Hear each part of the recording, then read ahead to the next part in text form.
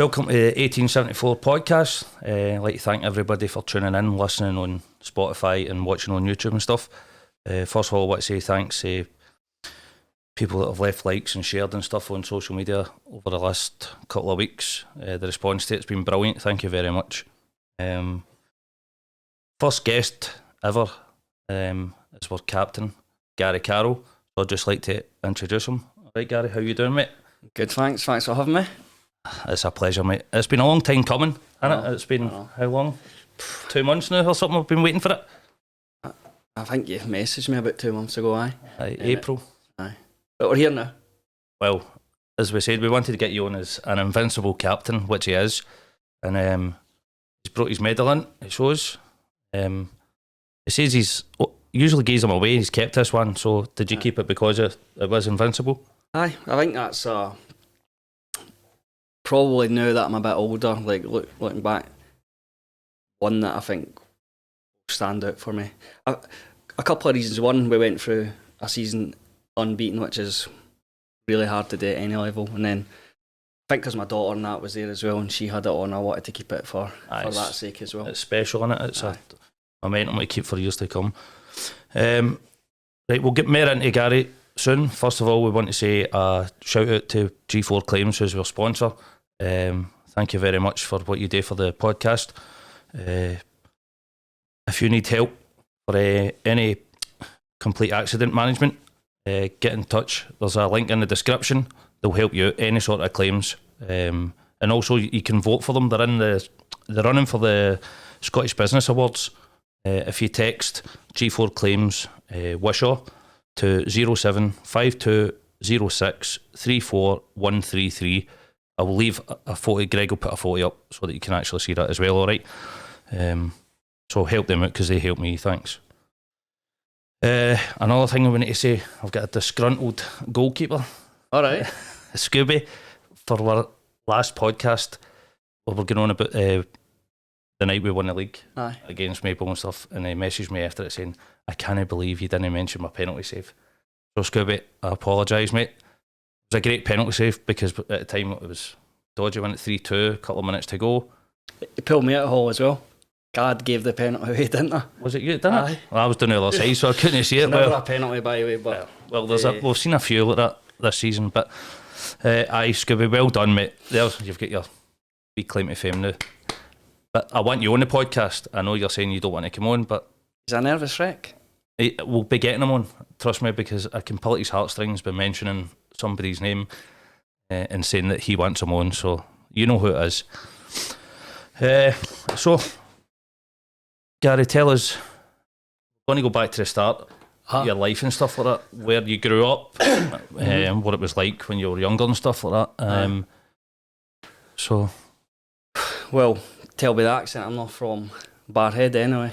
You're not. So, well, that gives it away right away, because if you're not from Barhead, you call it Barhead. Everybody else calls it Borhead. Aye.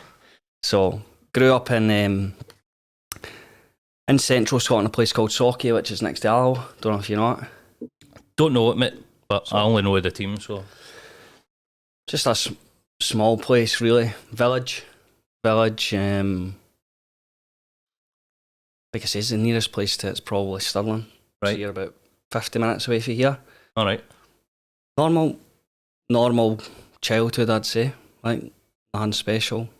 Like, probably a wee bit like a scheme for here that boys would say about that scheme.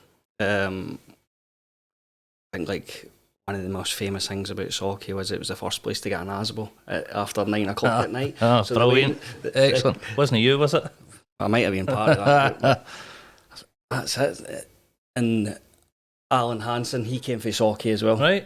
He's the most famous guy that's came from Sauchie. So you're the second best? I don't know about that. But aye, Sauchie Village. That's really it.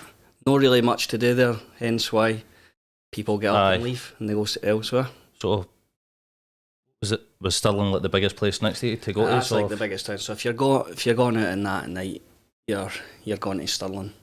There is like a couple of places in Alloa, but it's a shite hole at the end of the day. Right. So I take it was because you're now in Crookston. You're in now. Aye. So How long ago was that to get to Crookston?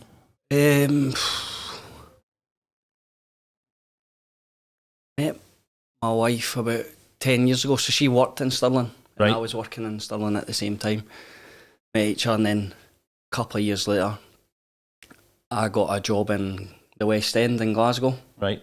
and I just found myself, I was travelling through every day. I was seeing her coming through for work, and I was like, this is daft. Let's move. Let's move, and we'll get a place. So we got a flat about 8 years ago, and I've just stayed in Crookston ever since. Love it. I like Crookston. I grew up no far from that in Cardonald, so Aye. I know the area and stuff like that. So, talking about football, did you get into football when you were at Socky? Did you play with boys So- team or something? Well, like any wee boy, you're in the streets morning to night playing football. Your mum shouts you when the lights come on, and then you come home. Did you have lights in Socky? Just. Aye, just. When I was probably like 5, started playing 4 or 5. Then you go and play with the local boys club. So the local boys club was Alloa Villa at Right. the time. And most of the boys my age just went and played there. They had the age groups at all level What age are you kind of just thing. now? So I'm 32. Did they have school football as well? School Because I know they scrapped a lot of school football. School football, primary school, high school, quite a big thing through there. Aye. School football, but just playing schoolboy with my local boys club, and then probably when I was like 11 or so, Alloa Athletic wanted to sign me and put me pro youth. So they were like the biggest club, the first professional club where I lived, Socky. So Alloa was about 10 minutes away, 5 minutes away at max. They're the only professional club, so it's like either go for boys club, you go to Alloa, or you go to Stirling Albion. That was Still in Albion, aye. how it worked. So I was with Alloa probably 12 right through to about 15. Right. And then at 15, I actually got released for Alloa because at that time the age group kind of changed. So it was like once you got to under 15s, it jumped to 17s. There wasn't a 16s. Right. And I was too wee. That's what I was told. I was too wee. I hear a lot of that. I was too Of wee. too wee in Scotland. To Like, be you look fair, at people like Messi and stuff, do you know what I aye. mean? No Messi, as well as the real one. Aye. Can you imagine if he was born here, would he be told he was too wee? Oh. Or is he just different class, you know what I mean? But It's changed days now. I just think it was just dinosaur mentality back then. where it you had was to like, be a big aye. hairy ass man to kick the Aye. ball up the pitch. And But I was tiny. Like I was really, really small. Probably didn't start growing until I was about 16, 17. right. So they thought the jump from 15 to 17s would be too much for me, which was fair enough. Went back to my boys club team after that, but my boys club team had merged into another team called Gear Duck United, who are like a well established like boys club team through Maui, probably similar to your top boys club team through here. I don't know who that would be, but Gear Duck, they're like feeder clubs to like Rangers and stuff like that. So I went back there for a year. I think it was as long as a year, and then we were playing in a semi-final through in Glasgow, and an Aberdeen scout was there, and after the game spoke to my dad, phoned my dad and says, look, do you want to come in for a trial? And actually it was in, used to come training in Wishaw. Right. And I think this is Back to your roots. the first time I've been in Wishaw since. And then I would come on a Thursday night. How did you feel then when you knew Aberdeen were watching you? You must have been buzzing with that. Aye, buzzing. Because I think when I finished Alloa, you think, oh well, probably not going to be. Just go back play with my pals, and that's Aye, it. it's a bit of a letdown, isn't it? And that's it. But So, that could force you out of football. Aye. People, you probably know quite a few people that go, aye. be bothered with this anymore. But at least you've stuck in, you've done something, and then when Aberdeen come calling, man, you're not going Aye. to say no to that. So obviously buzzing when that happens, because you think, left Alloa, I'm just going to play football with my pals now for the rest, and then they come in. So how it worked then, I was like, what, 16? I'd have been 16, I think. I was just about to leave school and that as well. And they said, right, 'cause I think for Aberdeen they've got like a training centre here in Wishaw, or they did have, where all the local boys before they're getting ready to go full time or trained. Right. So I would travel across, say a Thursday night or whatever it is, and I would train with all the local boys. And it was Peter Weir, who actually won the European Cup with Aberdeen. He was the guy that took it all. Excellent. And he done the training and that, and like as soon as I went in training, it was like different levels straight away from anything I've been before. Noticed the big step up. And you're seeing players and you're like, Joe, they're class. I don't know if I can play here and that. Did you feel a bit intimidated then? Aye. I did, because I thought some of the boys were way ahead of me. And some of the boys had already been told they were going to go full time. Right. And I was in training with them trying to impress Peter and try and win a contract, because at the end of the day, that's what I was training for, to see if I was good enough to go up full time, because I was at 16 where I could go. So I would train there for a couple of months. You could feel yourself getting better, getting fitter and stuff like that, and you're playing with better players. And then I think it was like Easter in the summer, get invited up to Aberdeen, and you would go up there for like a week. Right. And then that's when you would train with the under 19s or 17s, I can't remember, whoever it was that was full time up there. You would do a week training with them, and on that week that's your trial kind of thing, to see if you're going to make it and get offered a deal. So when I went up there, I was petrified. Like my dad dropped me off at the digs, and you're in training every day like a professional, like in every morning training, and you know you're going out and you're getting watched 5 days. Would that have been your first time away? Aye, away, like playing football or anything like that. Aye, definitely. It's a big thing for that age as well. Do you know what I mean? It's especially if you're going to a professional team. Do you know what I mean? It can be intimidating, and I was still raw as well. Like, always had better training for years, and I was still pretty raw.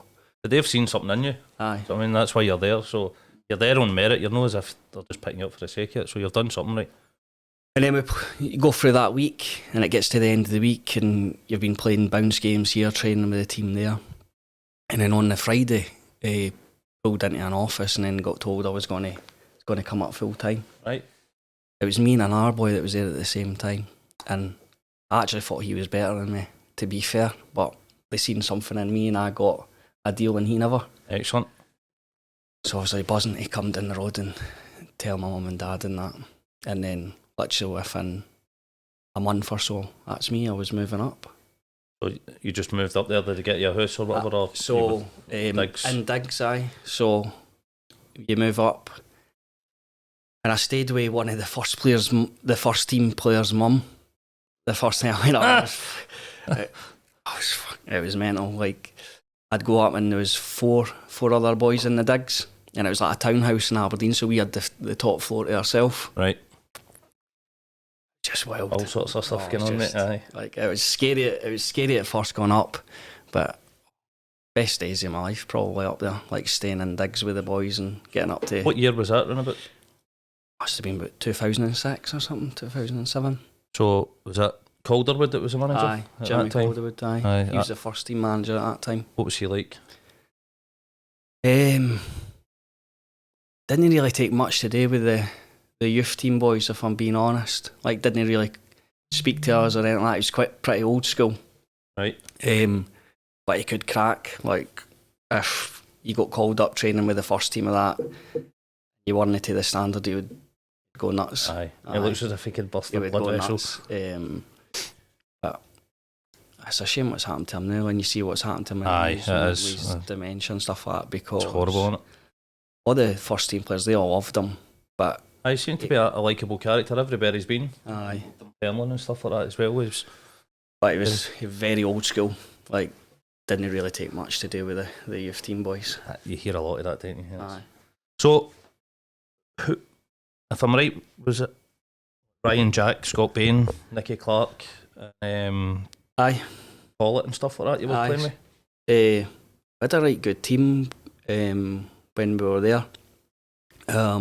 Probably the most noticeable ones you've said is the names there that have kicked on, but some of the names there had to leave Aberdeen to get to where they want to be now, because, like I says, at the time when we were there, I don't think many youth team players got a chance. It's not like today, whereas thankfully a lot of them are investing in their youth teams, and boys are getting a chance. I think it's down to better coaching as well. You're saying these old dinosaurs that have been in charge for so long and stuff, they're kind of out the way, and boys are now going and doing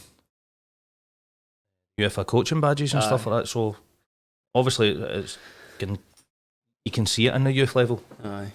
And there's, for Scottish teams, there's money to be made in the youth. Like if you bring them through, get 30, 40 appearances under their belt in SPL, like they can move on for money. The English are just looking, going, we'll take, and they've got money to burn in it, so it's a no-brainer. That's Scotland's got to be that now, isn't it? A country where we just bring through youth and sell them. So the first team players at Aberdeen then, I noticed a few names. Jackie McNamara.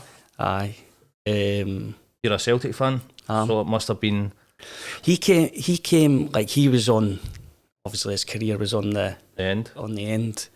But like when I was young, he was like one of my heroes. Like one of my heroes. You must have been a bit starstruck seeing him on the pitch and stuff. So when he came in training the first time, pulls up in the nicest car you've seen and just walks in, and like he just had like a presence about him. An aura, And you're quite scared or intimidated to go up to him and talk to him and stuff like that. But through time when you got to know him, he was brand new.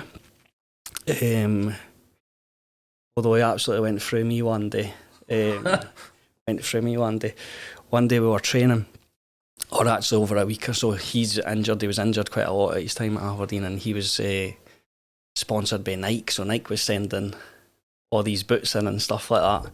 And he was injured, and I was like, I'm going to wear his boots. Fuck it. They're belters. I'm going to wear his boots, and I'll clean them and I'll stick them back in his peg. He'll not notice. So I done it for a couple of days, and he must have clicked on that somebody was wearing these boots, and I was in the boot room after training one day, like scrubbing them, just getting ready, and he walks in, shat myself, like honestly shat myself. He's like, "What the fuck are you doing?"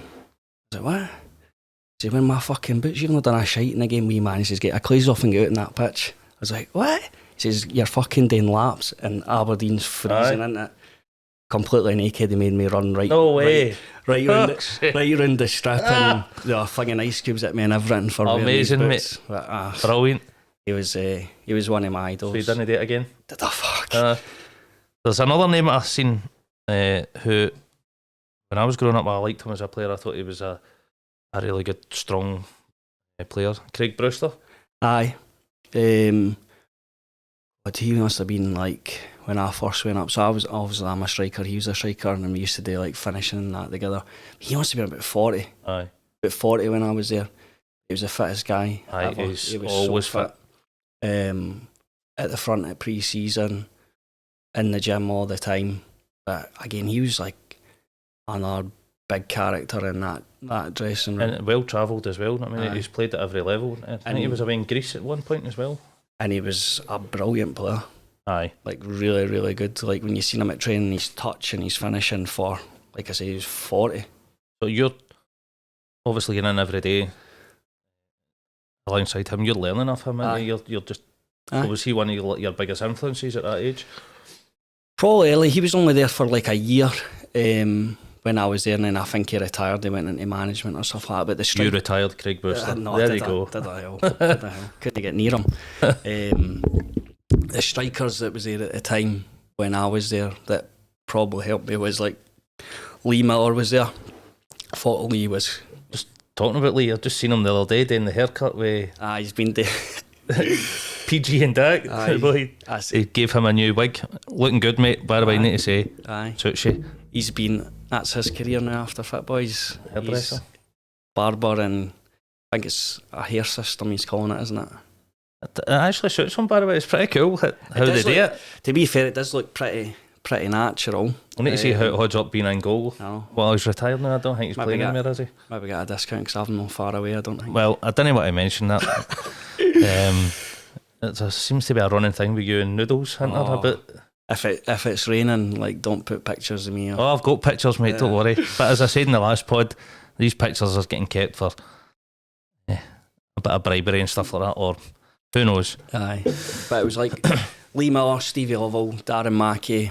They were like the three strikers when I was there. But Lee was probably the best, I thought, like best finisher, best touch, best hold up play and stuff like that. He was a good player. And he played down south as well, didn't he? Middlesbrough, he's played quite a few teams. So you're learning off of decent players there, do you know what I mean? Who Calderwood actually had them playing decent football then as well. Oh, when I was there, don't know if they've been there ever since, but they were in the group stage of the UEFA Cup, right? And Bayern Munich came to Pittodrie, played them home and away. A lot of good teams came at that time. I think they drew at Pittodrie. But so were you in about the first team then? Not at that time. We were slave labour at that time. We used to just clean the changing rooms, but when Bayern Munich came, we were just all hanging about outside the Bayern Munich changing room, just like to try to get a look at them. Like it was Luca Toni, Oliver Kahn, like legends. Massive players, isn't it? They just came in their suits and just left straight away, and we were straight in the changing room after to see if they had left boots or anything like that. Did you see a difference when they came into town, like how Aberdeen run things, and then to how they conducted themselves? Aye, like they were superstars. Aye, I mean? It must have looked this as a regime that well oiled. Aberdeen boys, they've got their suits on, but these boys had like the best suits you've ever seen. Like, and they've got entourage people bringing all this stuff in and that, but they just so they're no humping the bags. No chance. Because like I noticed the last game of the season at Muirkirk, get off the bus and you're carrying a bag up the hill. Aye. And I'm like, why is the captain doing it? And he actually shouted round to be Aaron Healy. Aye. Oh, but he's heat down on his phone, he's not even looking at you, and you're like, young boys, what is going on, man? But I think that shows a measure of what you're like as a captain. Like you're not scared to get stuck in and just do the things. I mean, because what is it just to carry a bag and stuff? Exactly. I mean, we're no Bayern Munich. Aye, so and I think you know your level and you're no above your station. Aye. Like I'm too good to be cutting about and carrying bags and stuff like that. Listen, we're all at the same level. We're at a no bad level. Let's not kid ourselves. It's no the best, but people that are helping with the clubs like yourself, once you're doing the kit, like you're volunteering your time to do it. Just show a bit of respect. Before you go and say all this on the bus, and you don't see that happening. Just on the side taking photos at home and stuff, but it's not when you go away and you see people like Big John going into the dressing room putting all the socks. I helped out one day because I've never done it, just to see what he does when he goes in there. So the preparation, everything behind it is it's excellent that these guys give up their time like Munchard down and getting it was that one away, Les Mahego, and getting to the socks and put the socks up on top of the pegs, and I'm like, what's the bottom of these socks? And everybody's cut the bottom off, and there's like one pair of socks with actual feet on them. Aye. I'm like, what is changed days? Because when I was playing football in school and stuff, like, what's going on? Is this just a new fad that you've got these? All the players are wearing these like grip socks now, aren't they? So like they wear their own white socks and it's got the rubber grips in it to stop with blisters and stuff like that. So the players aren't wanting these long socks anymore, they're just cutting them off. But start of the season, obviously we got the new strips, and John Henry's running around putting his socks on saying, nobody cut the socks. Nobody cut the socks. Every pair's cut. Soon the door shut, cut every pair of socks gone. I think they're actually made now, they come. Aye. That, so it's saving us money for. Aye. But so running on with Aberdeen, did you get into the first team? Did you play minutes? Listen, like I said, it was at that time it was hard to get there. I wasn't the best player that was there either in the youth team. But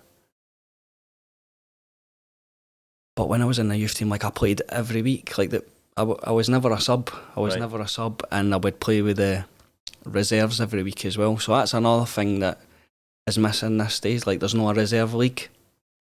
So when I was 16, right up until when I left, you played with the 19s on a Saturday, and then the following Wednesday, Tuesday, I can't quite remind. If you got picked for the 19s, you would go and play in the reserves. So that would be like the boys that hadn't played with the first team on the Saturday, the subs, or if they were coming back for an injury. Just get them game time. You would go and play in the reserve league, and you were playing against like proper players. Like if you think you're playing against Celtic and the players that haven't played at the weekend, or players that are coming back for injury, you're getting to play against these players. So that helps your development in that as well, because you're playing against men, you're playing against proper players in that as well. Aye, they're not going to sit back and let you play football. These guys are going to run right through you and stuff. I mean, the top professionals want to get back into the first team. Aye. Get spotty wee guys running about. Exactly. They used to just boot fuck you, if I'm being honest. Like, if you ran past them, they were just too experienced. They would just kick you right up in there. And that was your warning. That was your warning not to do it again. Interestingly, the transfer market website, there's a wee list of you. And in 2008, your market value was 113 grand. No chance. Do you feel 113 grand player? No chance. Who makes this up? Who makes this stuff up? That's what I want to know. It's got to just be an algorithm, isn't it? Wouldn't it be worth 100 quid? So, how did it end there at Aberdeen? So, and how did you feel about it at the time? I had like mixed emotions. Like, it came up to the end of my contract, and I wasn't even playing with the 19s anymore. I was playing just reserves all the time, pretty much.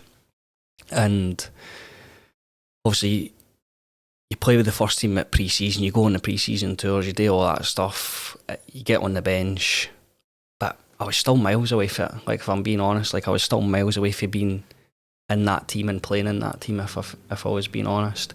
Was it doing anything like you weren't trying hard enough, or your heart wasn't in it, or did you just a lack of being at that different level? Like, when I think back and think honestly, I could have done better. Like,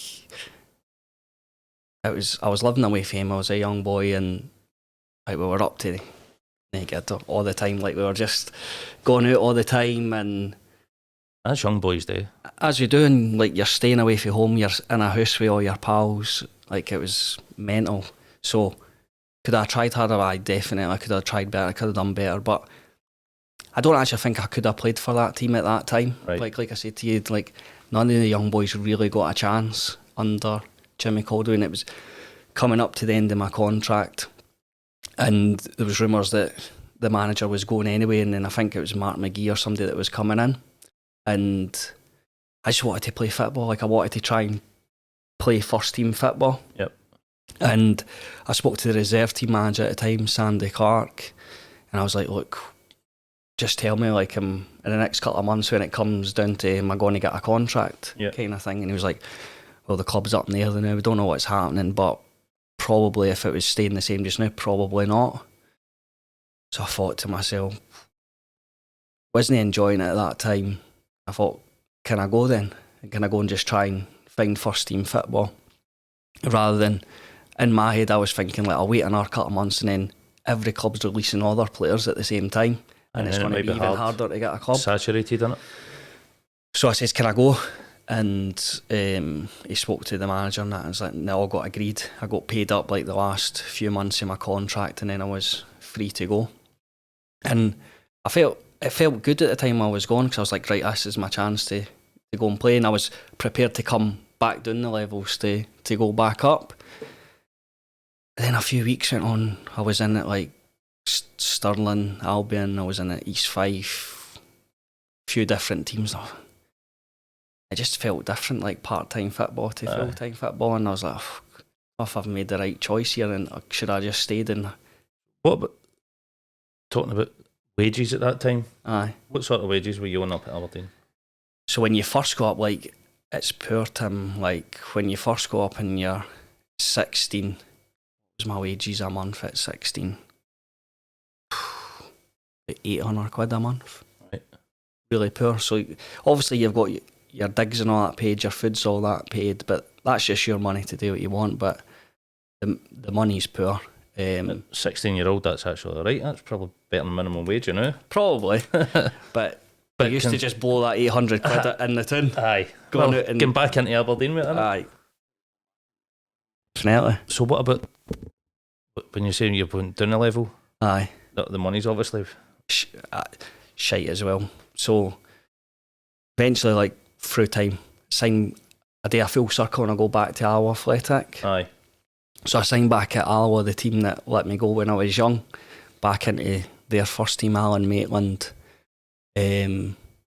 brought me back in, and I'd signed there. And again, like money at part-time level was rubbish. So you really need a job as well. Yep. So I think when I first signed Al, just short of 200 quid a week, and then if you win, you get 150 quid win bonus. All right. So if you win, it was decent because you get £350. But if you don't win, then What league were Alloa in then? when I first went, second division. Right. Second division. So it was good when you're winning because I didn't really have any bills or anything like that to pay, and I was just playing part time, but I didn't have a job or anything like that. But like I said, like part time just wasn't fulfilling me. Like I don't know what it was. I just probably just started losing my off for football at part time. Just not having that routine of getting up, training, only training twice a week, and That's a big change, isn't it? As you're saying, if you've not got a job, well, aye. what are you doing the rest of your day? So I mean, it's And like I said, a lot of downtime. I just sat around the house and just waited on training on a Tuesday and a Thursday. so. Another thing I was going to ask you earlier, go back is what you like to do away from football. Aye. Like, how do you relax? So now I've got a daughter. Obviously, she keeps me busy all the time. I see that on your Instagram. She's constantly keeping you busy. Aye. So, but when I'm not at football or working with my daughter, or like play golf, or just watch football. Like I love watching. My missus tell you I watch it every day of the week. Constantly, it's on every time you go in the house, innit? You get nagged. Aye. So That's it. I'll watch any game. Same. If it's on the telly, I'll watch. I don't care if it's non-league in England and stuff like that. She cracks up like Friday night. She's like, "You're making me watch fucking Annan Athletic against Stranraer on BBC Alba. They're not even speaking. They're not even speaking English." You know what they're saying there, but you're still watching it with the volume up. Crazy. Music-wise, do you like music? Do you get into a bit of music? Because I've seen you on the karaoke in the Brig, mate. You're a bit of a chanter. I think. I do like music.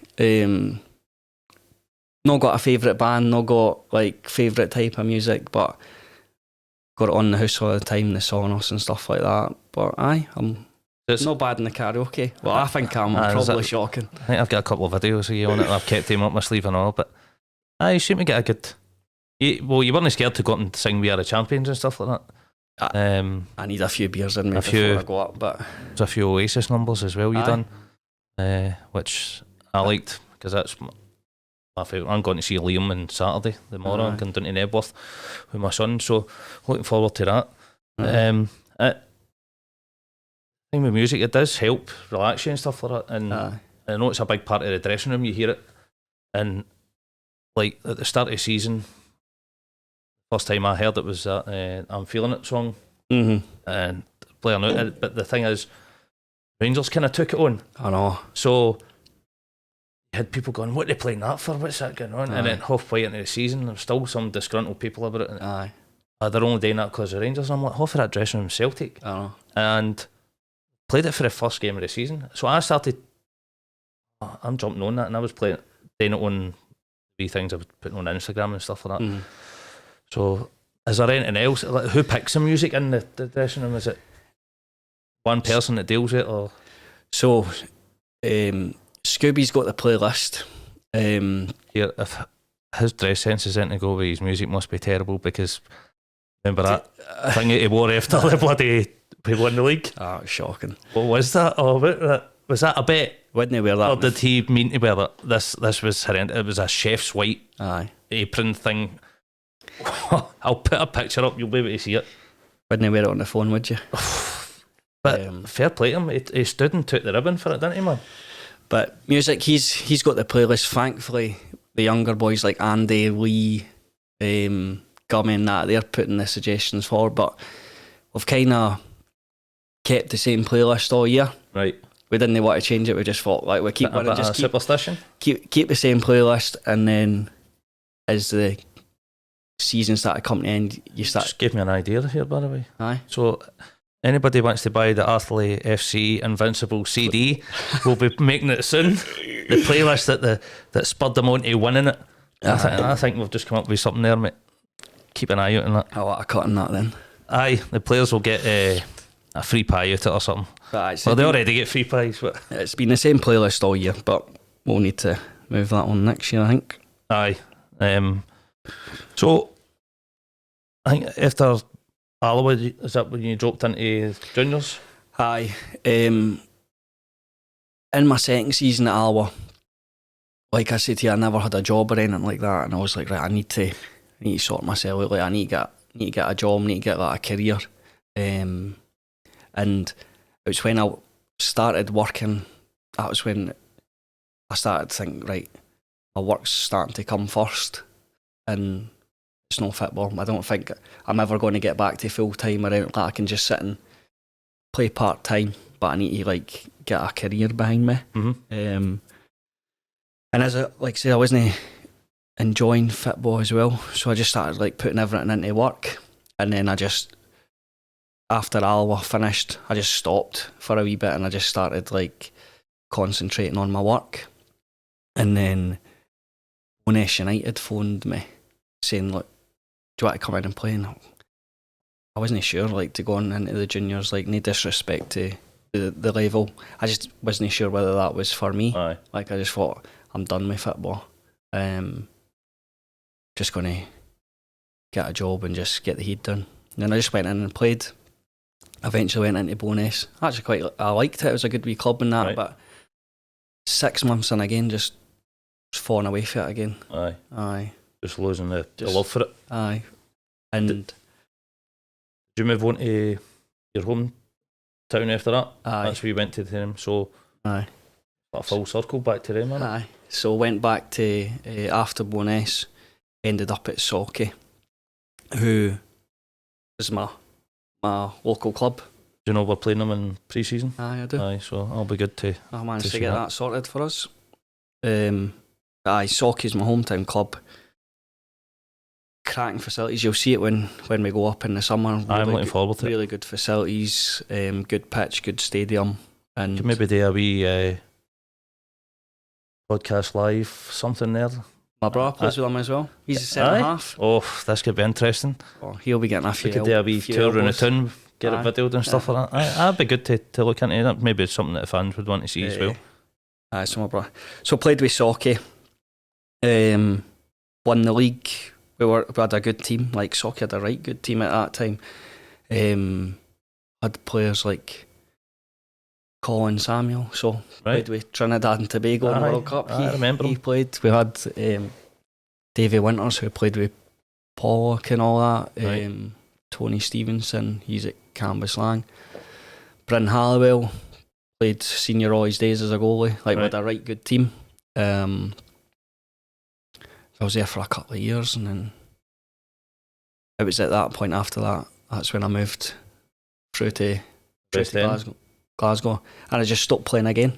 I just stopped for a bit, concentrated on my work, and then out the blue, Cumbernauld phoned me. Never heard of Cumbernauld before, didn't know anybody at Cumbernauld. Just says, heard you've moved through this way, do you want to come and play with us? And my sister's like, just do it, kind of go, because I wasn't doing anything at all. And it was at Cumbernauld where I started to like football again. Get back into it. Aye, loved it again. I don't know if it was just, I think the East Leagues and the West Leagues, I definitely think the West's much better standard and more following. It seems to come across that way. Obviously, I'm new to junior football, but I see on social media and stuff like that, the West is booming. Aye. The East isn't. I don't know if I'd say it isn't it's not got people like yourself promoting it. I know there's a few that they stand out, but you look at the West, it's every team's doing it. Every team's the same way. They're all trying to run the same way, and a lot of them getting the SFA membership. Aye. Last couple of days, there's 3 teams or something got it, wasn't it? Bigger crowds in that for here as well. Like, and a lot of them are like rivals as well. Where the East, distance wise, It's like, all spread out. It's all spread out, so you've not really got like local derbies or anything like that, like you've got in the West. Whereas, every couple of weeks you're playing probably a team local to you. Aye. So, how long did you stay there at Cumbernauld? Were you there? One season at Cumbernauld. We won the League Cup. Loved it there. Like, I loved the manager, Queenie. Oh, he's mental. Aye. I think when he was a player, I think he got sent off something like 35 times in his career or something like that. He was a maniac. I remember first day at training, put me right up there, elbowed me in the jaw, and I was like, fucking hell. Welcome to Cumbernauld. This guy's trying to sign me and he's wanting to take my teeth out. But Want to see what you're made of, innit? But what a guy. What a guy. And the team was good as well. But after that year, like, winning the cup, all the other teams just came sniffing about and took all the players away. Aye. So, did Arthley come calling then? That's when they... That was when Arthley came the first time. I had a few offers to go to different teams at that point. But I chose Arthley because it was next to Crookston. That was my only reason really for it. Well, I'm glad you didn't go the other way, Paul. No other reason other than it was close to Crookston. I thought, go here. So what did you think it when you first came? It was quite intimidating actually, like, because it was a tough changing room to begin with, the team that was there, like walking into it. But it felt like a proper junior team. Right. Like, you could tell that it had a bit of history about it, and they were successful. Like, everybody would say, they're a massive team. Aye. And you can feel that when you go into the place, like the old style ground, Yep. the terracing and stuff like that. I loved it. Good following as well. Aye. So, how did your first spell go? Was it what you expected, or...? Aye. We went through a good few managers, if I'm being honest. Like, we had about 3 or 4 managers in the time that I was here. We had a right good team as well. Underachieved massively. Like, one of the teams. Was there any other players for now that were there? Gary Smith was there, and who was there?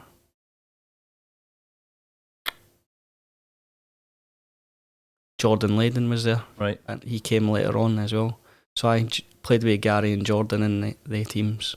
But with it, under Stevie Kerrigan, we had a right good team that I really think we should have challenged for the league that year, but we just couldn't keep 11 men on the park. We had players like Gavin Rushford at the back, get sent off every week. He was a maniac. We just struggled to keep 11 on the park every week. And you know, at that level, Aye. you go a man down, you're going to get pummeled, aren't you? You're taking one. No, like the higher level where it's harder to play against 10 men. Mm-hmm. It seems every time I've seen you play and they go down to 10 men, it's a 6 or 7. But like your biggest rival, Paul, like, I don't think I got beat off them many times in the first time I was there. We'd beat them right home and away. We were a good team. That's better content because I've no seen these play Pollock yet, which is hopefully I get to see it a few times next couple of seasons. So you left, went to Rob Roy. Aye. What happened then? Were you sold or did you decide? So again, another manager came in. So it's well talked about, like well publicised what happened at that time when the manager came in, but just got rid of all of us at that time, which is fair enough. Like, if a new manager comes in and he wants his own team, that's fine, comfortable with that. Like, just what I didn't like is the way it ended, like forced to go. Especially when you're enjoying it and you're like, as you're saying, you felt a bit of, it was a proper club and all that, and then get told you're leaving, it could be a bit of kicking the balls. Like, looking back on it, it was a bit of a shambles. Like it was the way it ended. It didn't need to end that way. It could have been amicably. Get my words out. I could have just, right, you're not wanted, on you go. But it ended up into these arguments, try to get sold to teams I didn't want to go to. I try to push you out the door to anybody, basically. And I'd made my mind up that the only team I was going to go to was Rob Roy. So my pals was there, I was like, I'm going to go to Rob Roy. And Rob Roy didn't have any money. Like, they didn't have the money that other teams was prepared to pay. But that's where I was wanting to go. If I was getting forced out, that was where I was wanting to go. And that's how I ended up with Rob Roy. You get a lot of that. What I'm hearing of people leaving and going to clubs and stuff that want to go and play alongside their pals. And the thing with junior, everybody kind of knows everybody. Aye. Every team, there's somebody that's played for that team, and so it shows you there's a lot of movement in players and teams. When I was at Rob Roy, when they would get cuffed in a cup, I was speaking to one of their committee members, guys who was taking the 40s, right? And he had nothing but praise and good words for you, man. I was saying you were a ultimate professional when you were there and stuff like that. So you've obviously left a good mark when you were there. Aye. I think when you get older, you realise, look, leave the way, leave in a good way. Do you know what I mean? Like I said at the beginning about the kit, like, be just respectful to people around the teams, because a lot of people put a lot of time and effort into running clubs like Rob Roy. To make it happen for these boys to go out and play football. But like, I loved my time at Rob Roy. I thought Maxie was brilliant manager as well, and all the players, we had a good team as well. But as the years went on, like, you there 2 years or something? Aye, teams. I think it was 3 seasons. Right. Teams was just taking all the players, and Rob Roy couldn't keep a hold of them anymore. There's quite crap that's happening now with this pitch and all that. Do you know what I mean? And you want them to be back to where they are and stuff, because they're a big team in juniors. And I just felt my time was up with Rob Roy as well. Like, sometimes when you're with a team, you just think, that's it. You're probably time to go now, move on. Aye, you know it's ending. And I'd said to Maxie at Christmas time, look, I'm end of the season, this will be my last season with Rob Roy. And, like, upfront honest, he was brand new about it. Like, fine, still try my best till the end of the season, and we just go our separate ways. And I think that's the right way to do it. Absolutely. Rather than surprise it on him and say, that's me away. Like, aye, and leave him in a lurch. At least you can go and search for somebody to take care. Well, back to Dunterley after that. Aye. I was actually planning on, my brother had been knitting my head, come back and help us at Socky, And with the COVID season and stuff like that, I was like, right, if I can just go through, train once, and then I'll play on a Saturday, I'll just go and help my brother's team out, like, and play with Socky. And that would be me till I finished, like, my career. I was just happy just going to play with them. And then Palmer phones me out of the blue. I hadn't spoke to him since we played at Affleck the last time, really. Like, we were in a group chat with the old Affleck team that were still pallying, but he contacted me out of the blue and said, look, you want to come back to Affleck? He was telling me about who's coming back. I was like, because they seem to, Palmer and they went and got experienced boys. Aye. Like, they should have been playing at a higher level. No doubt about it. Like, if it wasn't for Palmer and McArdle having, like, the contacts with players that they've played, we wouldn't have half our team this year, if I'm being honest. Like, boys can be playing at a higher level and should be playing at a higher level, and I know they all had offers for other teams to stay at a higher level, but the pool of getting a lot of mates back together, but you're bought into what they're trying to achieve as well. I mean, I think every one of you went, but I don't think, did you think what you just achieved would have happened? No, it doesn't even cross your mind going through a season undefeated. Like, the aim is to win the league. Like, you're sitting at the start of the season, you're looking at left, right, and you're like looking at the players that's in your team. You're going, we should have a chance here, and we really should be going to win this league. But to go through it undefeated, that's not even coming into your mind. Well, So what's going to happen now is I'm going to go on to speak about your stats and the Invincible season and stuff. Right. And we'll talk about the season. First, see the youngsters that are playing with us now, the under-20s. Do you notice a difference for when you were young, how they act? Oh, 100%. Like when I was a young boy, wouldn't even speak to the first team players. You were petrified of them, and you would clean their boots. You would do X, Y, and Z. Nowadays they're chirpy as anything. Aye, Comes I see it. Comes straight in, and Aye, they just there's no fear in them, is there? no. But football's changed. Aye. Football's changed massively. There's a wee story I heard Right. about the under-20s goalkeeper, Right. Taylor Heard. Aye. Something happened in the dressing room with him. Oh, again, talking about chirpy. Aye. Is that when he had his phone out? Aye. So I'm a wee bit old school, right? Phones are away. Before the game, there's a set time in the change room. All the phones are away. 1:30. Aye. No, I think it's earlier than that. I can't even mind. It's like 45 minutes. Aye, there's before a sign up in the thing. Phones are away. And then we'll focus on the game. Wee guy sitting playing, fuck knows, Minecraft or something on his phone. And the change, I'm like, oh, phone away? No. Like, what? No. His fucking phone's away. What is that? I mean, coming for maybe somebody else in the team, but saying that to the captain, do you know what I mean? You're like, what are you, that's mate, just, come that's on. just young boys these days. No that's fear, it. No fear. no respect, really. Would you have said that to your captain? I got dragged across the changing room. Well, look at McNamara, didn't you? That's what I mean. That's what you should do to him. Get him out. Nah, but it's just different days, isn't it? Aye.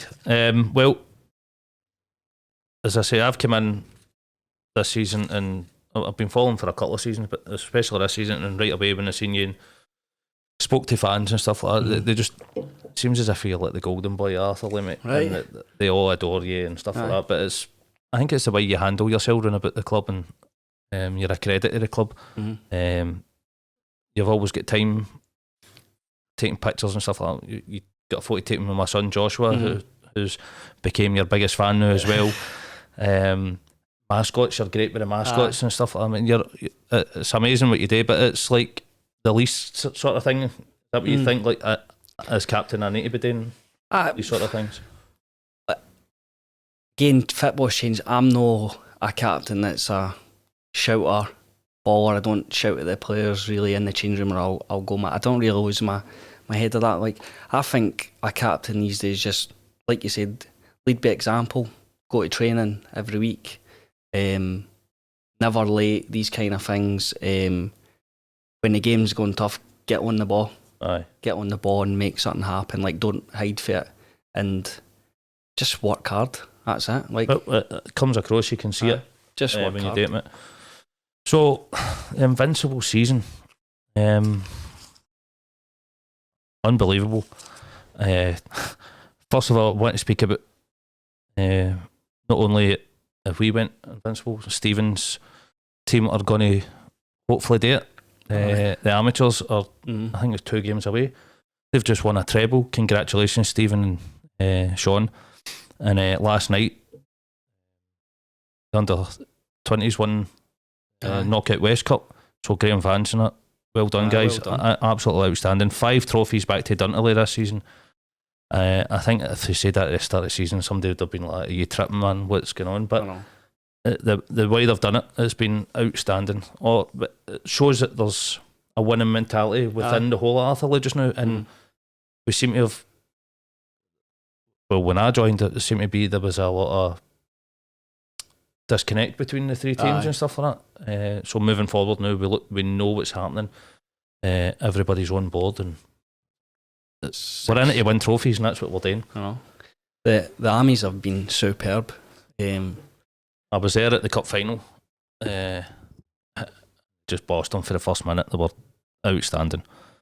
But I think with the armies as well, like, I don't know a lot of them personally and stuff like that, but you can see they've got a good team spirit as well. Like, you can see them in the pub after the games and stuff like that. You can see why they're doing well. Aye, Stephen's really built something there. And Stephen's quite a quiet guy there. I mean, he's a quiet manager as well and stuff like that. So it takes something to build a team like that. And Andy's the same, isn't he? Andy's quite quiet. I mean, for what I see him running about the pitch, it's Palmer doing all the shouting and stuff. And so anyway, the Invincible season, he played 37 games and he scored 34 goals. There's a few things I want to talk about during that season. Red card against Saltcoats, mate. Is that the one that what really happened? Is that the one that done it? I've heard a few different stories of what was said. I lost the rag that day. Like, that was the first half as well, wasn't it? 20 minutes in, mate. Aye. I think the centre half for defenders cleaned me out a couple of times and I'm not getting it. And I'm talking to the ref. And one of these just arrogant refs, like, shut up, I'll decide, like, these kind of, and that just got my back up. And then eventually he wasn't giving me any fouls and I was like, oh, F off, you dick, kind of thing like that. Didn't think he would hear me. Straight red as well, wasn't it? Straight red, aye. Which is poor for me for saying that. Thankfully we still won. Aye, but I think 4 or 5, wasn't it? We were 2-0 up at the time. Just seen red, didn't I? Literally. Aye. The funny thing, that day was our 20th straight win of the season and 27th game unbeaten. So it shows you the level we were playing at then, and even down to 10 men and still got it. Because that beat the club's previous best run. Right. So not only have you gone unbeaten for the full season and stuff like that, you were beating records all the way along. Which it was hard to keep on top at times because you were going, what record are they breaking this week and stuff. Another thing I want to talk about was the penalty miss versus Bonnyrigg, because what a day that was. And you know me, I stood behind the goal waiting for your penalties, and I'm like, he's going to put it away. He always puts it away. And that was like, I was stuck. I was like, what a day to miss.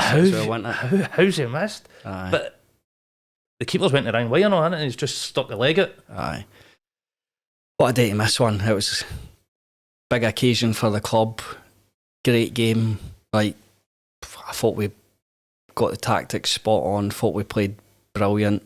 No difference in the teams whatsoever. You look at them now, they're in the SPFL. Wasn't much between us on that day. Nothing. Actually, I thought they were hanging on at the end, but they just showed their experience at the end. Time wasting in it. Game management. Parked the bus, played for fouls, slowed the game right down. Even their penalty, I don't think it was a penalty. Lance says that he kicked the grun and the guy fell out, but that's Lance saying that as a penalty all day. Do you think so? Aye. But my penalty, like, I had a funny feeling I was going to get a penalty that day. I said to the boys before the game, I said, I'm blasting this right down the middle, or putting it down the middle, because I never blast it. I said, I'm putting this right down the middle. Big guy's got his leg to it, didn't he? And I think if we scored then, we'd have went on and beat them. I think so as well. Because I think they would have been rattled. But fair play to them, we went out to pitch and scored one. But I mean, that's the difference. That's the difference at that level. But so there's no much of a difference, as you said. But they stormed that league that they were in right through, beating everybody. So it can only get you. Did that make you spur your own for the rest of the season? Like, learn for it? Aye. I think we played a few Premier League teams, and you could see, like, we're a good team here. Like, we don't look at a place. Only time I've looked at a place was the Rob Roy game, where I don't think that was personally done to the ability. I think we just let ourselves down that day massively. Just one of the bad days at the office. And if we played them again, like, it would be a different game. But Lowland League, I'm not impressed with that Lowland League at all, if I'm being honest. Like, we'll talk about that later on. I've saved a wee bit. So, favourite goal of the season for you? Your favourite goal that you scored?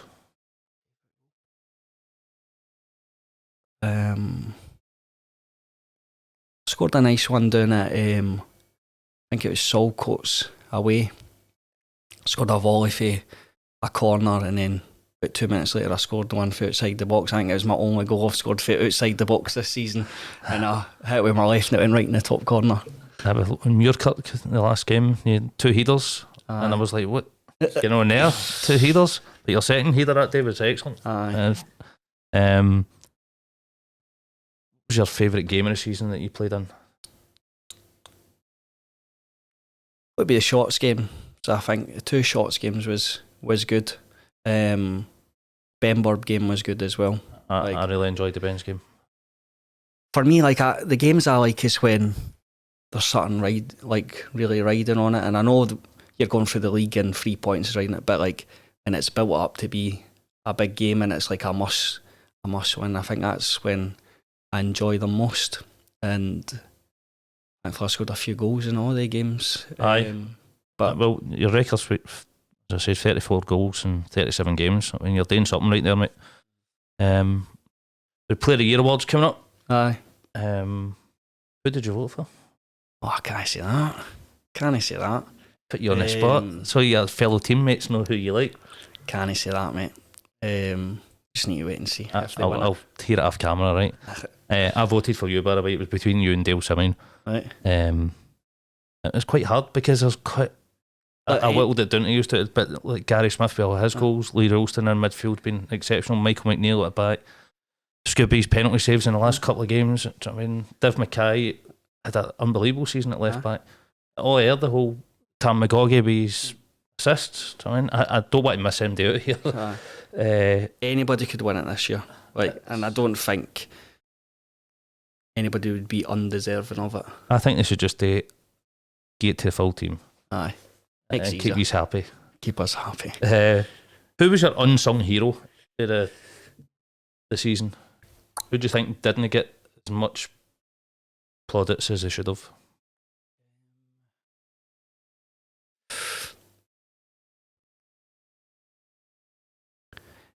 I would say the one that I think's played really well, probably like since Christmas onwards, and hasn't really got the credit, probably Div Mackay.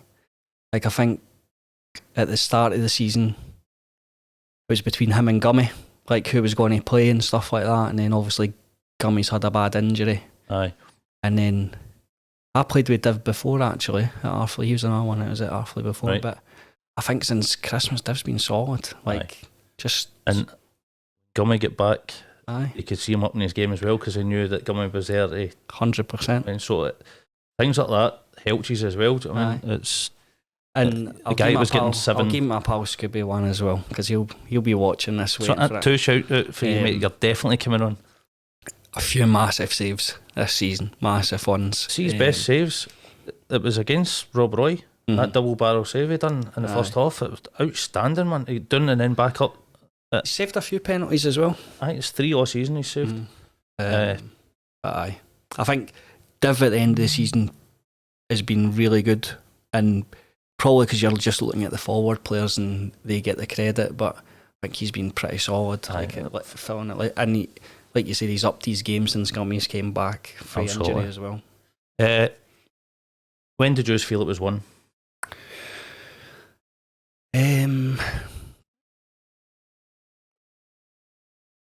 Was it? We played 3 tough. There was like 3 tough games in the space of like a couple of weeks. It was it Whitlets, then somebody else. Craig Mark, was it? Craig Mark, aye. I think it was at that point.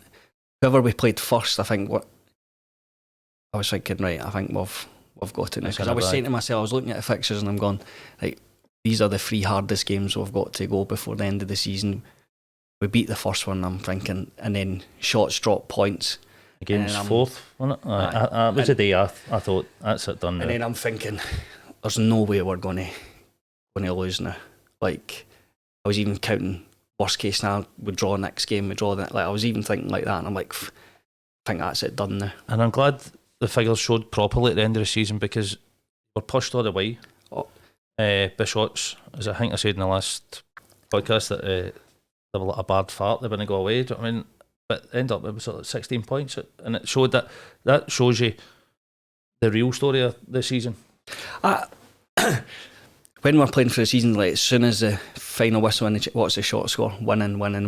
But I said to the boys, I say, look, when they lose one game, that's it, they're done, because they were waiting for us to stutter first, and the first time when they were trying to keep chasing us, as soon as they drop 3 points, I says that they'll lose more points now. And I think you get spurred for that as well. You Aye. kind of took that and went, right, let's go and do this. And But probably any other season they go and win the league. Aye. Do you know what I mean? So that It just shows came you up how against- good we were this season. and I think there was like a dodgy time with game right after that was Johnsonborough away. Aye. Like Chris came on and scored the equaliser and saved for Bacon then. I mean, it shows you how tight it could have been. It could have went the other way. We dropped the points and then let them back in and stuff. So I'm going to go into fans' questions now. I'll use guys out there. Thank you very much for putting these in on Facebook, Twitter, and stuff like that. So Is there a few stitch ups here? no, they're actually all right, mate. They're all right. So I'll start off with my big mate Craig. It was on a podcast last week. Help me out. Apart from Pollock, what fixture are you most looking forward to? And any other clubs sniffing about you? If so, why did you stay? Start with First question. fixture. Pollock, obviously, massive for Arfley to play that fixture home and away. Big crowds, I think, like when I was here before, big crowds, and it's a proper derby, that game. Aye. Like, a lot of history in those games, so I'm looking forward to that. Other places, looking forward to going down to Darvel. Last time I was at Darvel, it was a shite hole. Like, need to I don't think it's changed much. need to kick the wildlife at the changing room when I was there the last time. But looking forward to playing on that pitch, and obviously they're the champions, so you want to see how you get on against them. Absolutely. And then another ground I like going to is Irvine Meadow, another great pitch, like proper junior ground as well. And then the Talbot. I think the teams with the good pitches, that's what I'm looking forward to getting back to. That's when we'll play our best football, isn't it? Hopefully. So were there any other clubs sniffing about you? Nah. I know why you stayed at Arfley, because you've already told me the signing on thing. And Aye. that, but it was just down to like the good group of boys, and you were treated well and stuff like that, and you like it. Even if there was, not going anywhere now. That's me. Hopefully.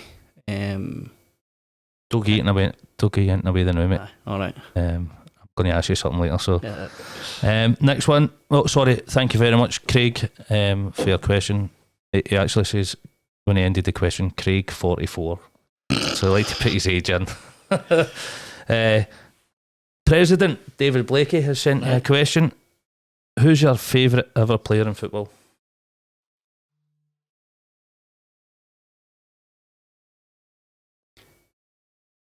Probably a couple, right? So, Because you can't have one.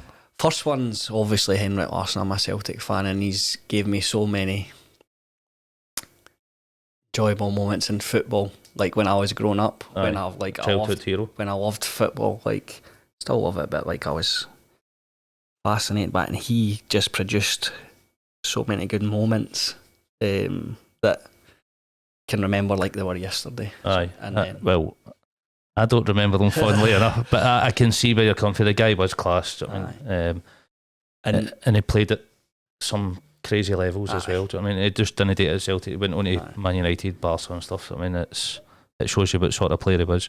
And he was well thought of, wasn't he? After the dressing room and stuff, he went into, you seen like Man United, he was like, even though he didn't play much for them. And then Barcelona, when he won against Arsenal, won it. He came on and changed the game. he just always turned up when Celtic needed him. Professional, top professional.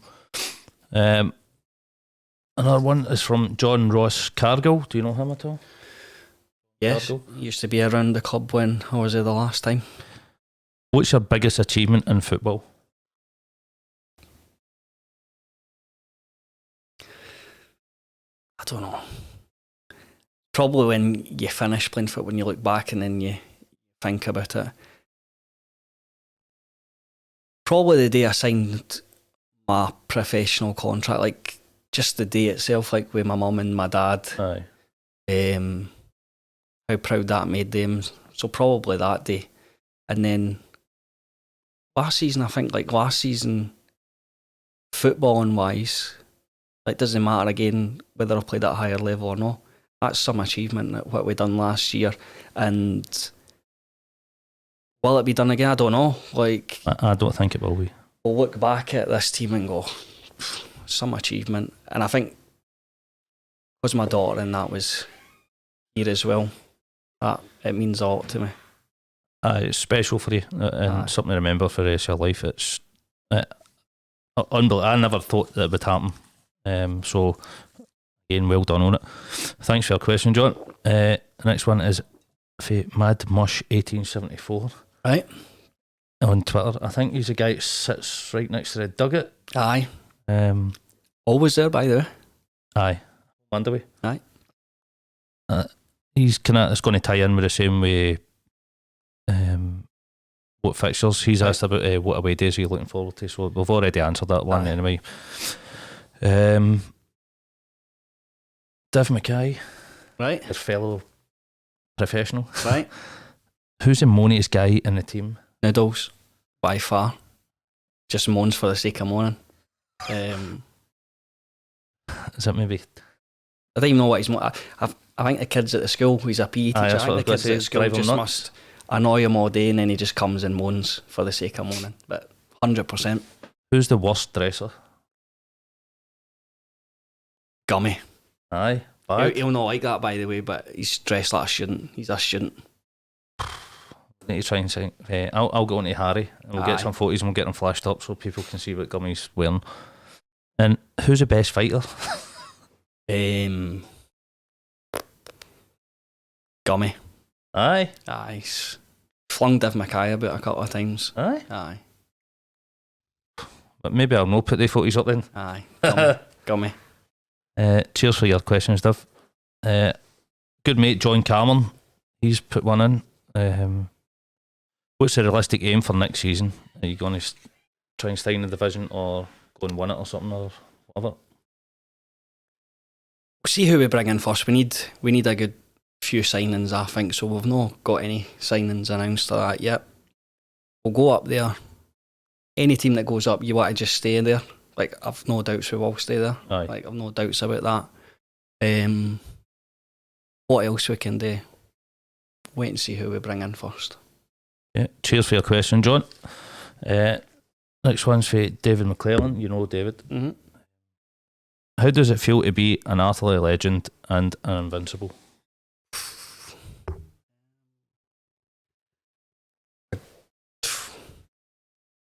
Probably when you finish your career, you'll think back on it, like when you're finished with Atherley. But I know what we've done this year will be in the history books. No other Atherley team's done it, I don't think. 1935, mate, was that? But it was 18 games. Aye. So one thing will happen, like it'll be in the history books, and years to come. Aye, you'll be one of the best teams that have played at Dunterley. So, cheers for your question, David. And the last one is for my good mate Craig Young as well. All right, Craig. Thanks for this question. He says he's thought long and hard about this one. Who likes to sniff shin guards in the dressing room? Wee Andy. He collects them. Like, he goes round at the end of the game picking up all the stratums and all the shin pads, and he sniffs them all. Oh, come on, Andy. What are you doing, mate? It's terrible for that, so yes. Well, thanks everybody for your questions. Get into the next guy that's going to come on, and you can get your questions in for him as well. So, going to do a wee plug for Club Shop Direct. Right. The guys that we get were merch offer, like the 1874 stuff he's helped me, but they do like Atherley hoodies and t-shirts. They've just brought out an Invincible range and stuff. You wore them at the last game of the season. So go on the Club Shop Direct, you'll see the wee logo will come up on the screen, and there'll be a link in the description. Go and buy stuff off of Derek and help out Atherley as well, please. Moving on to other topics, just the last wee bit, mate. Before that, another plug for a sponsor. I need to get these in, mate, to help me out. It's Jam Jar. It's a wee restaurant in Shuttle Street. I don't know if you've ever been. It's fantastic. They like to say it's a small place, big taste. So it's the half and half pizzas and pasta and Jimmy burgers. style. It's Love it. amazing, mate. Go down, speak to Mark, tell him you're for Atherley. Paula, my sister-in-law, she works there as well. Nice. So get down there and get scranning you, mate. It's tremendous, massive help us. So thank you for what you're doing for me as well. So the last wee bit we're going to talk about is Scotland the other night. Mate. I was there. I was there. Like, typical Scottish fashion, wasn't it? Aye. Just let ourselves down, didn't we? Like, the last couple of years, what a positivity. Like, we've been playing well. But I think he went back the way. Aye. The other night, for the way we've been playing, and then looked as if we were just back to like his Kilmarnock kind of tactics and stuff. Because like a left back at right back, a centre midfielder at centre half. Even when we were chasing the game, he brings on a centre half. Aye, when he took Cooper off and put on Hendry. I thought Hendry should have started because he's had a great season with that mob in Belgium, hasn't he? But again, Scotland World Cup. Need to wait again. 1998. I remember it well, man. I was 19 then. Aye. So I was loving it, seeing us playing against. I remember a World Cup. So there's a lot of people out there that don't know what it's like to watch Scotland in the World Cup. I'm privileged enough to have seen it. Other thing, what do you make of this that's going on in the Twitter with Darvo and pulling it to the High Cup? They seem to be getting a lot of crap for it when other teams have pulled it and nobody said a word, but because it's Darvo. What's your whole view on the thing? Or do you know what to speak in case you're... No, I can speak no problem at all. Like, I think Darvel will just get a lot of traffic towards them because of what they're done or what they're doing, and they're vocal as well. Like, they're vocal as well on social media. They always respond and stuff like that. I think people just see that as a way to just message them because they know they're going to get a response or get a bite or something like that. In terms of the cup, pulling at the cup, each to their own. I think, like, I can see their reasons for doing it. At semi-final stage, that's where I think it's a problem, like pulling it at the semi-final stage. Like, pull it the earlier rounds, and I know you can't do that because you don't know dates, who you're playing, how long, if you're in other competitions and stuff. I think it's the semi-final thing that's pissed people off. Aye, because maybe somebody else could have had a chance to play a semi-final and stuff. But it's the club's decision. Because they went all out for the Lowland League, right? But even that's a pure farce because they had to play that like triangle. It's a shambles. Like, if you win your league, you go up. And these cold teams now, they might not be getting in it, but they were wanting like 40 grand or 80 grand to go into. We're supposed to have a pyramid here where teams like Arthurlie, if we put in a bit of money and stuff and get floodlights, and we can shoot up at the leagues, which hopefully we try and do. But for me, if you win this league, the league we're going into, the Premier League, which is really hard to do, you deserve just to go straight up. Absolutely. And if you look at the Premier League this year, how many came down? 6 or 7? 7. Why can 3 not come down for the Lowland League and you let the East, the South and the West just go up, 3 down? But they're not interested. So, but why, supposedly it's a pyramid, why are the SFA not stepping in and saying something here and going, you built a pyramid here, so it's got to work to the way we want it to work? Listen, I know it's all different. It's politics. It's politics, isn't it? But money? Into money, isn't it? I seen the league put the table for the Premier League out for next season. Our league's far better than that own league, in my opinion. And absolutely, you're looking at the league that we're going into. Anybody can beat anybody on their day. Whereas you look at the own league and you think they're getting pumped every week. They're getting pumped every week, and because it's just got so much bad press in the last couple of months, and it's not doing itself any favour. But it seems as if they've dug a hole and they're keeping digging now. They don't want to fix it. I'm just delighted that I'm the age I'm at and I have no chance of going there. No, for me, that league at all. Well, you never know, mate, don't say. I'll not be there. So, the other wee thing I like to talk about is mental health and stuff on the pod, if you watched the last one, because a partner with Time to Tackle. Do you know the boy Aaron Connolly? Because he played junior football, and I was wanting to know if you came across him at all. Don't know. He does some great stuff with these hubs that he's got at Paul Shaw's. So a Wednesday night, get yourself along if you want to get a wee game of football, suffering with a bit of mental health, you want to speak to somebody. Aaron and Siobhan do amazing work. You don't need to go and play football, you can watch, then you can have a wee chat. You don't need to chat, it's just get out of the house, go and do something.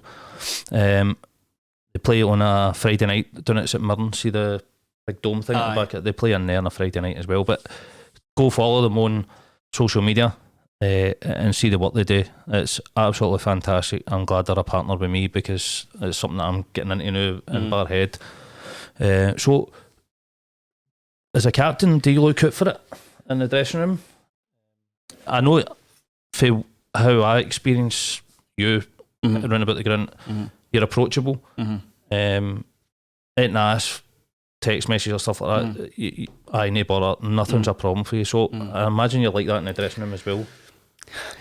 It's still like a taboo kind of thing, isn't it? Really, mental health, and I think in football it's probably still behind where other places are. It's like it's meant to be a tough environment and stuff like that, and men's not good at speaking about mental health firstly, and to speaking about it to your mates is even harder.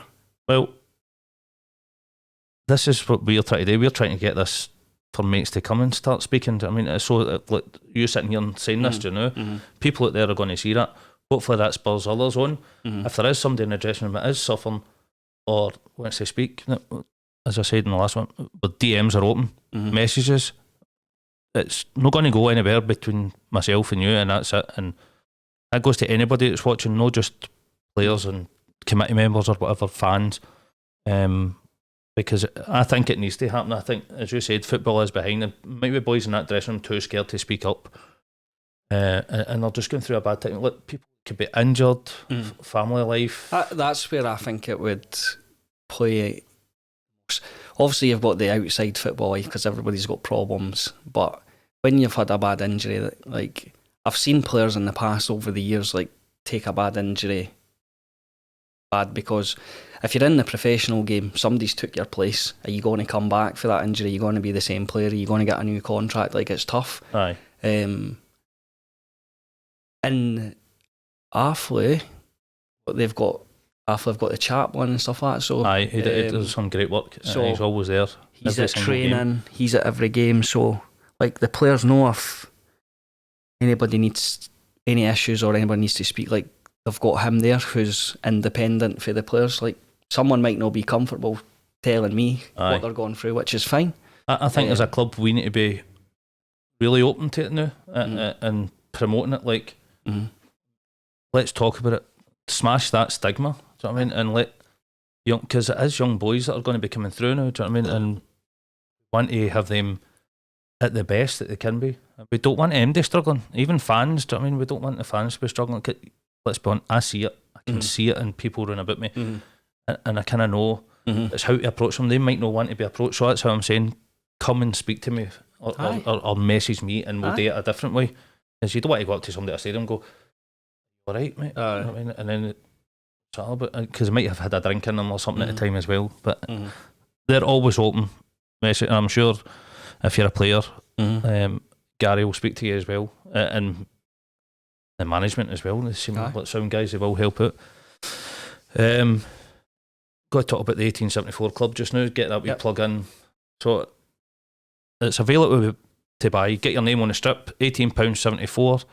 Home and away strip, under 20 strip, amateur strip. As I said, it's only £18.74. Gary's just got one for his daughter. You know, put your own name on it, mate.